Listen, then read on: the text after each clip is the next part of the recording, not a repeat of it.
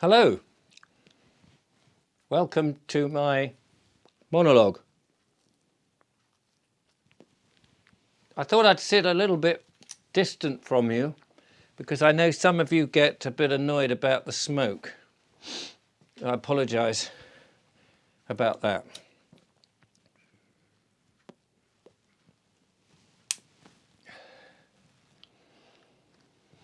So today I want to talk about a change in the format, which is I suppose why I've sort of changed the view on this video. So it sort of indicates, if you like, what I'm thinking of.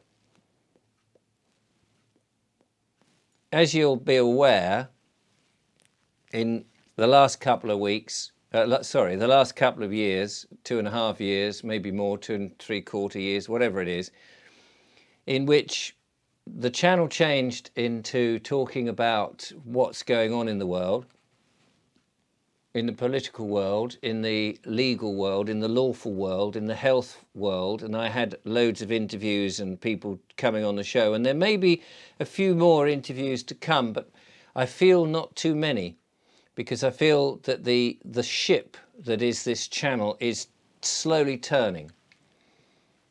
And when the land, and I am absolutely determined now more than ever to get onto this land. I know that a number of people have said, oh, it won't happen, it won't happen. It will. It's just the people like that who make those comments don't have any indication of how things work. They think that because they see it on a screen, it's like television. And in television, everything happens very quickly because that's storytelling. Television is just a narrative, it's storytelling. Of course, to make that television, everything takes time. And anybody who's seen behind the scenes of how they make films will know how long it takes to set up something for just a few seconds on the screen. And that's the same in reality, that when you've got these sort of videos on YouTube, and one's looking to buy a piece of land, it doesn't happen overnight. It takes time, and it has taken time. And it will, everything takes time. And the most important part of it is the journey.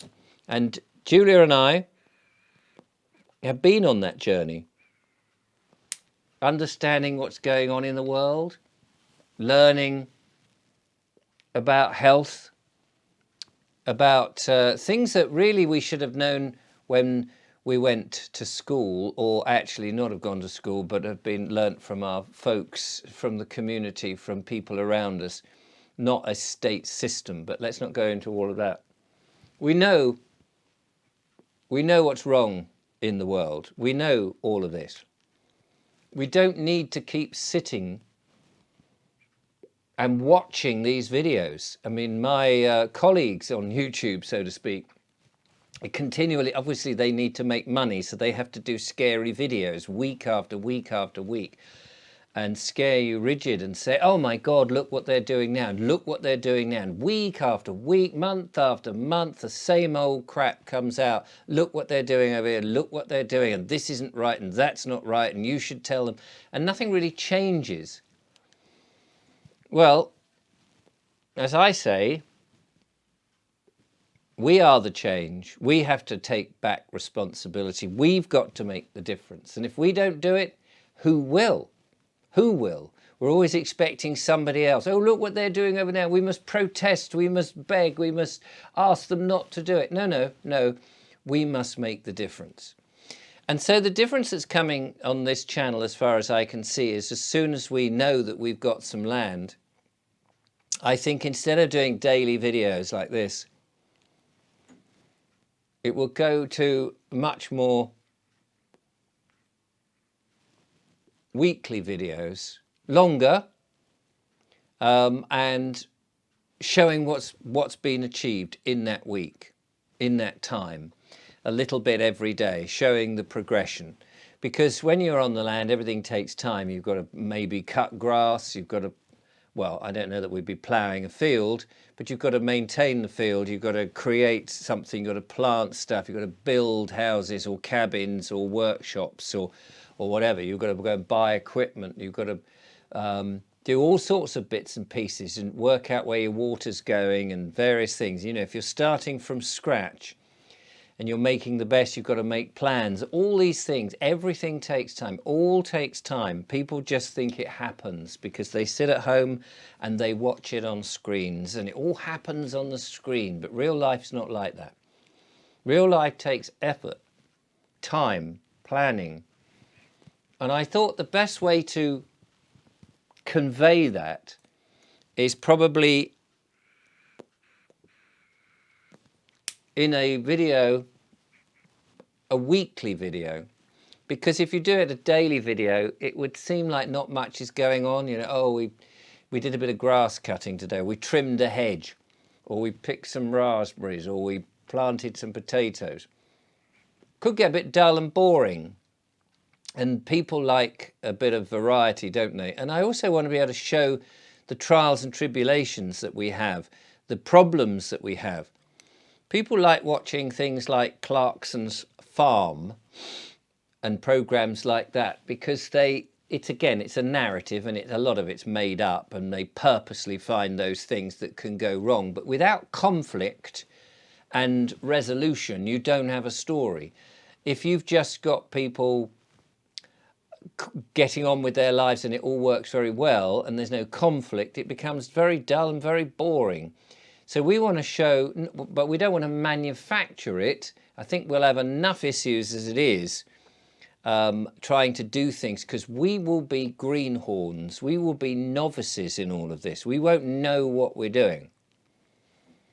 And people will laugh, they will cry, they will throw their hands up and say, oh my God, what are you trying to do? Hopefully we don't injure ourselves, and hopefully we don't lose money over it all.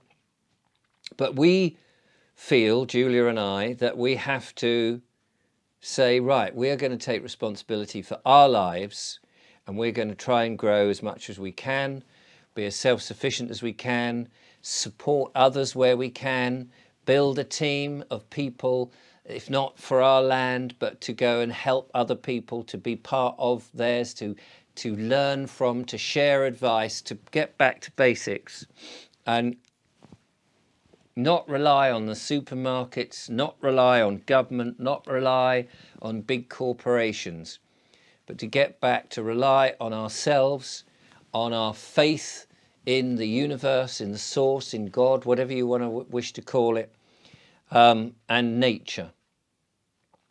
And to understand nature and be part of nature, to move away and not be distracted by those wars going on over here and these worries over here and the all caps name and the council's crap and all of this that we have all been encapsulated in, that to be away from all of that, away from the 5G, away from the surveillance cameras, to have a peaceful life, to feel that the work we're doing is worthwhile rather than there to make a corporation more money and to enslave more people. That's what we want to do.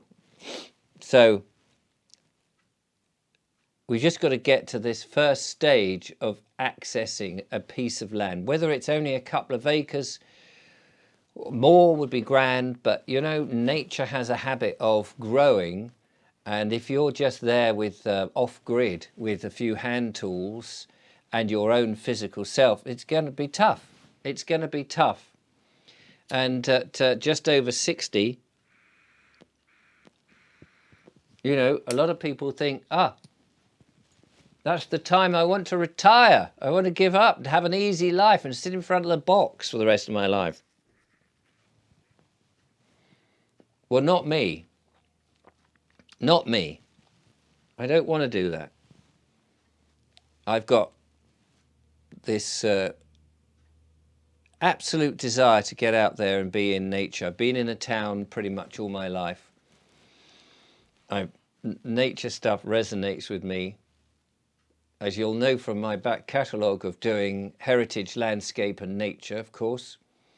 Now I want to have that opportunity. I feel like I have done my apprenticeship. And the next 60 years is about getting to grips with it, hands in the dirt, living off the land, being self-sufficient, being within a team of like-minded people, and yet still on your own. That's where I think we are. And so episodic, where we can, because YouTube doesn't make us any money. We've been demonetized, as you may or may not know.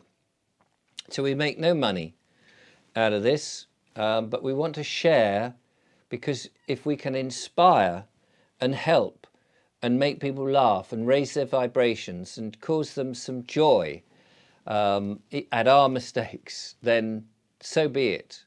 That would be good. The Biggleswick book, I'll want to obviously chart how successful or not that has been. The Town That Wouldn't Comply. I hope that people will find it of some use. It is a novel. It is fictitious, and all the characters and organisations in it are fictitious, and if it has any resemblance to any real operations and real organisations, corporations, then that's purely coincidental, my friends. Purely coincidental. But there may be a few truth bombs in that book that might be useful to people. Anyway, waiting for the proofreader copy to come back, and I'll tell you about that when they arrive. And then we'll get that proofread, and then we'll, hopefully in September, ready for the Christmas rush, the book will be available. And then, of course, there will be a follow-on book, I dare say, of Being on the Land. And perhaps there may be more truth bombs in that, who knows. Anyway, I hope you will follow us on this weekly basis. I hope it will come. It may not happen immediately. You may still get more daily videos, because we've got to get this land sorted out. We've got to find it. We've got to get there, but we will. And so